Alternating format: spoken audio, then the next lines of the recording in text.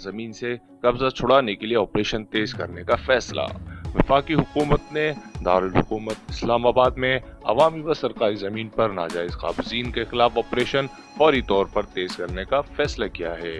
वजीर आजम इमरान खान ने हिदायत की कि तमाम सरकारी जमीन हर सूरत में बागजार कराई जाए और कब्जा छुड़ाने के लिए तमाम इंतजामी व कानूनी वसाइल बुरोकार लाए जाएं। इमरान खान की ज़ेर सदारत आला सतह इजलास वजीर आजम ऑफिस में हुआ, जिसमें वजीर मुमलिकत बराए दाखिला शहरियार आफरीदी, मुआविन खुसूसी अली नवाज ऐवान, MNA राजा खुर्रम नवाज, सेक्रेटरी दाखिला, चेयरमैन CDA व दीगर सीनियर अफसरान शरीक हुए।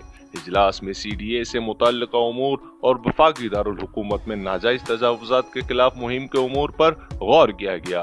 इजलास में ये फैसला किया गया कि वफाकी दारुल हुकूमत इस्लामाबाद में अवामी व सरकारी जमीन पर जिन कब्जा माफियाओं का राज है उन्हें फौरी तौर पर बहाल करवाया जाए। इजलास में CDA के मास्टर प्लान में नए तकादों के मुताबिक तब्दीलियों के तजावीज़ तैयार करने की मंजूरी दे दी गई, जिन्हें बाज़ाब्ता तौर पर काबीना के इजलास में पेश किया जाएगा। अगर आप वजीर आज़म इमरान खान और हुकूमत की इस पहल से इत्तफाक करते हैं तो कमेंट बॉक्स में अपनी राय का इजहार जरूर कीजिएगा।